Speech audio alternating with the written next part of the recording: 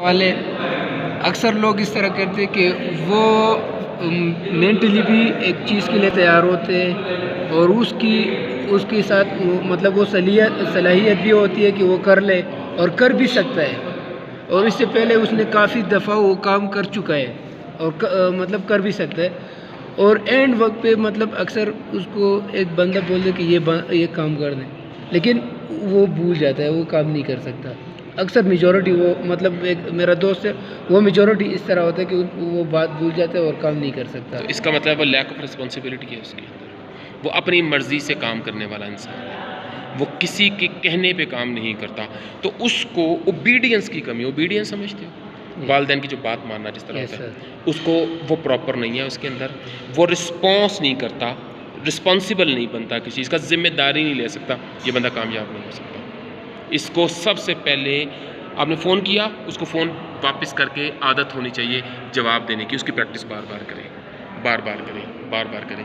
फिर दूसरा एक और तरीका होता है इमेजिनेशन कहते हैं, पावर ऑफ इमेजिनेशन में आप आंखें बंद करके अपने आप को वो काम करते हुए रोज़ाना देखें रात को सोते वक्त 10 मिनट के लिए कि मैं ये काम कर रहा हूँ, मैं ये काम कर रहा हूँ, मैं ये काम कर रहा हूँ, मैं ये काम कर रहा हूँ, डिलीवर कर रहा हूँ, आगे दे रहा हूँ लोगों को, काम कर रहा हूँ, कंप्लीट कर रहा हूँ। क्योंकि जब तक आपकी इमेजिनेशन के अंदर चीज़ें नहीं आएंगी, आपका बिलीफ सिस्टम पूरा नहीं होगा, आपकी एनर्जी पूरी बॉडी की लगती नहीं, इलेक्ट्रिक करंट जो होता है हमारी बॉडी के अंदर वो पूरा पास नहीं हो रहा। तो आपने अपनी आंखों के सामने ला के वो काम पूरा करना है और जब आप पूरा कर लेते हैं वो काम आंखों के, तो वो इसमें तकरीबन 21 से 30 दिन आपको रोज़ाना 10 मिनट प्रैक्टिस करनी होगी रात को सोते वक्त, ताकि वो चीज़ अच्छी तरह आपकी बॉडी के अंदर चली जाए।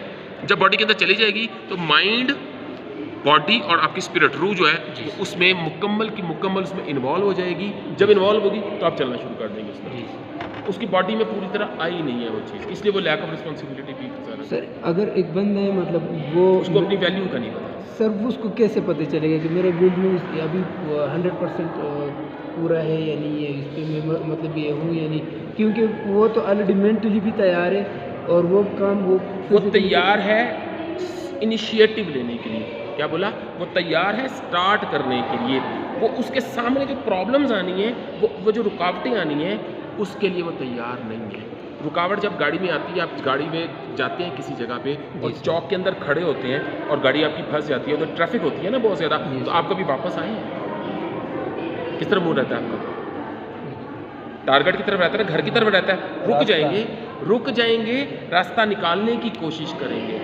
जब आप पीछे आ गए तो ख़त्म कर दिया आपने आगे को जोर लगाना है या थोड़ी सी गाड़ी को आगे से करके ऐसे करना है, यही काम करना है ना आपने। आप क्या करते हैं, जहाँ पे कहते हैं बस यार थक गया, बस और नहीं, इधर यही तो टाइम है जिसको कहते हैं प्रेस द एक्सीलरेटर।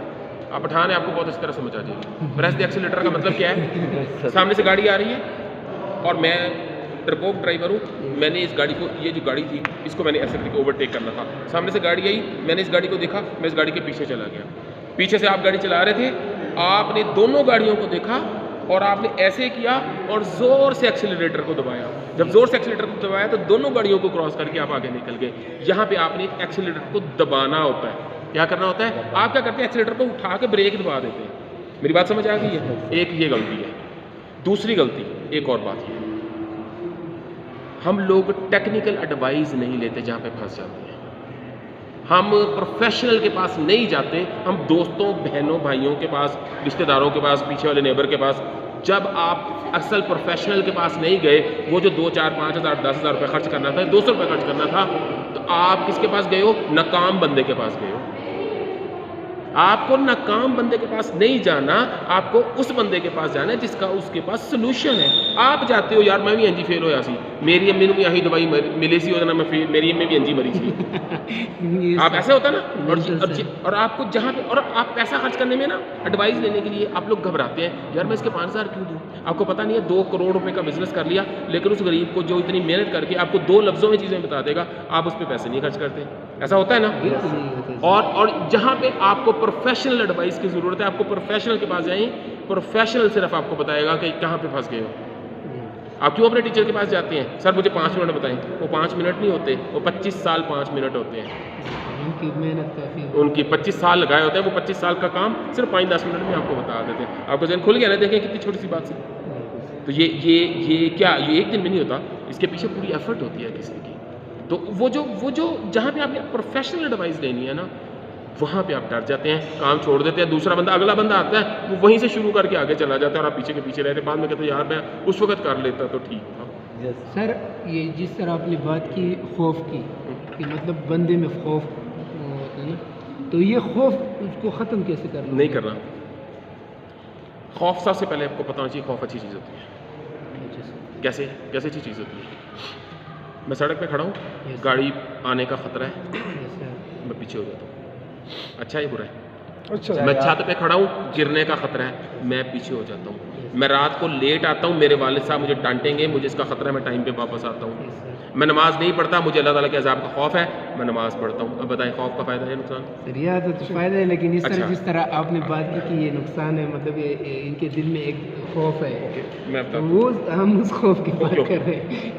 ये जो फियर ऑफ फेलियर है ना, फियर ऑफ फेलियर, खौफ नाकाम होने का, जो नाकाम होने का जो खौफ है, यस सर, जितने भी लीडर्स होते हैं, यस सर, जितने भी लीडर्स हैं, चीफ एग्जेक्टिव हैं, जो बिजनेसमैन हैं, यस 80% उनके पास 80% उनको कामयाबी का यकीन होता है। वो जब 20% नाकामी की बात होती है ना, वो खौफ नहीं होता, बेसिकली वो आपको अगला स्टेप लेने पे काम कर रहा, नहीं अब एक और करो, अब एक और करो, एक और करो, नहीं अभी नहीं, अभी और जोर लगाओ, अभी और जोर लगाओ। अगर वो खौफ बच्चा बेखौफ होता है ना, सड़क पे खड़ा होगा गाड़ी मार के चली जाएगी। बूढ़ा बेखौफ नहीं होता, डरता है, वो पीछे चला जाता है। जवान दरमियान में खड़ा रहता है, देखता है, आगे निकालता है। जब आप आगे जाएंगे, पीछे आने की बात नहीं करनी, पीछे नहीं, आगे आगे आगे आगे आगे और आगे और आगे, ये होगा।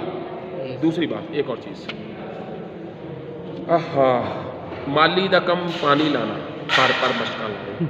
समझते हो ये बात? यस सर, बिल्कुल। आपका ना ज़मीन अल्लाह मियां ने दे दी आपको, बीज दे दिया, पानी दे दिया, कौन सा बीज लगाना है, कौन सा पानी देना है, कितना करना है, कितनी देर करनी है, आपने इस चीज़ को अंडरस्टैंड करना है।